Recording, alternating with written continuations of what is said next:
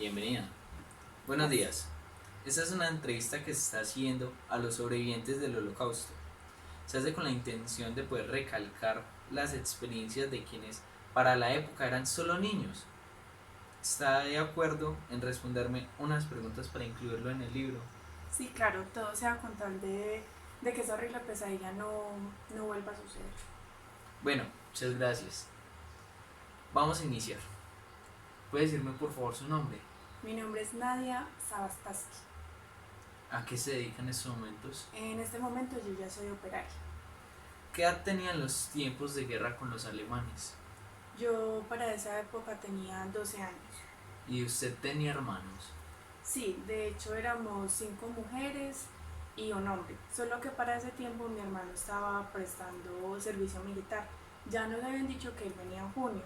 Y de hecho él decía que quería tener muchos hijos, que darle muchos nietos a mis papás y que íbamos a construir una casa muy grande. Mi papá ya estaba empezando a reunir los troncos para cuando él viniera a empezar a construir.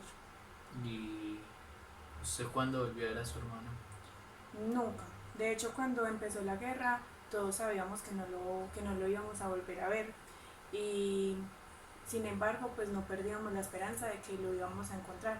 Entonces yo iba con mi mamá y mis hermanas a los lugares donde estaban los prisioneros de guerra, llevábamos papas calientes para darles, pero nunca lo encontrábamos.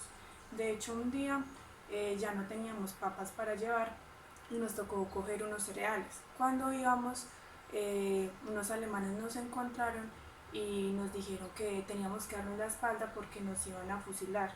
Mi mamá le dio mucho miedo y la reacción de ella fue besarle las botas a los alemanes, suplicarles que no nos mataran, que tuvieran en cuenta que éramos unas niñas.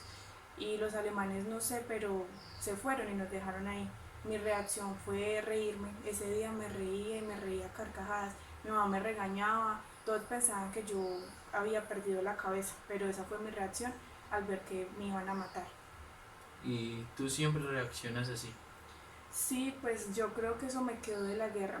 Cada vez que tengo miedo o temor, esa es mi reacción, reírme a carcajadas.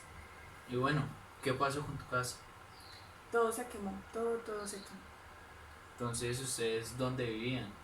Nosotros nos tocó vivir afuera de la aldea en unos lugares que dejaron los militares. Ahí vivíamos todos. Y cuando tenían comida, ¿cómo cocinaban? Empezamos a cocinar en unos cascos que encontramos de los militares.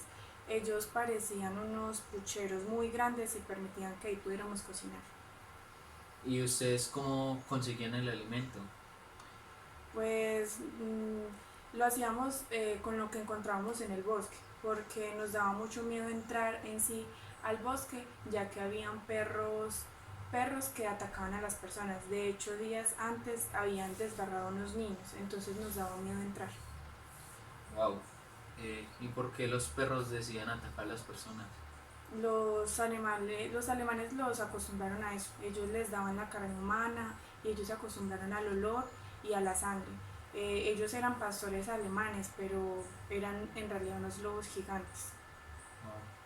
Entonces, ¿quiénes iban? Pues a veces ya cuando tocaba porque no teníamos alimento, pues tomábamos la decisión de ir en grupos grandes de personas. Entonces íbamos 20 personas, pero entonces nos decían las mujeres a nosotros que teníamos que gritar, que mientras caminábamos gritáramos para que los perros se asustaran y pues así no nos atacaran.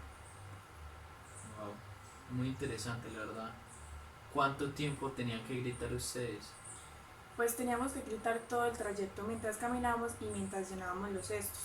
Era tanto el tiempo que todos terminábamos con la garganta inflamada y roncos, no podíamos hablar, pero es que era la única manera de ahuyentar a los perros porque les atraía el olor humano.